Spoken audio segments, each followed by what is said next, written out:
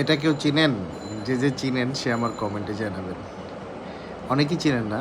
আসলে যে আপনারা যারা যে সিগারেটটা খান, এই সেই তামাক পাতা, এই পাতা থেকে আপনাদের সকল ব্র্যান্ডের সিগারেট এই তামাক পাতা থেকে হয়। তামাকের অবশ্য আবাদ আমার দেশে হয়। এটা আমার বাড়ির সামনে। আমার মামাতো ভাইয়ের তামাকের আবাদ।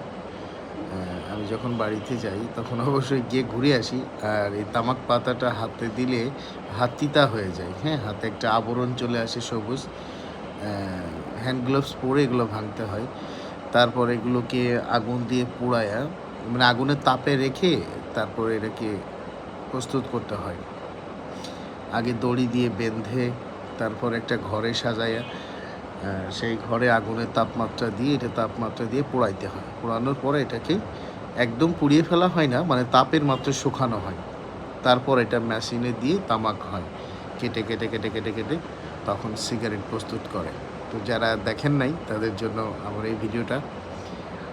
তবে মেহেরপুর জেলাতে সবথেকে তামাকের আবাদ বেশি হয়। আমাদের অবশ্যই বেশি হয় আমাদের দুলাভাইদের, আমাদের গ্রামের সবার। আর এটা হচ্ছে গম। এটা গম পেকে গেছে। গম কাটার সময় আমি ওই সময় গ্রামে গেছিলাম। এটা আমার ভাইয়ের গম। আর সামনেরটা ভুট্টার ক্ষেত, ওইটা আমার ভাইয়ের ভুট্টার ক্ষেত। ওইটা হচ্ছে আমার ফুপুর ভুট্টার ক্ষেত। এটা আমার বাড়ির সামনের জমি।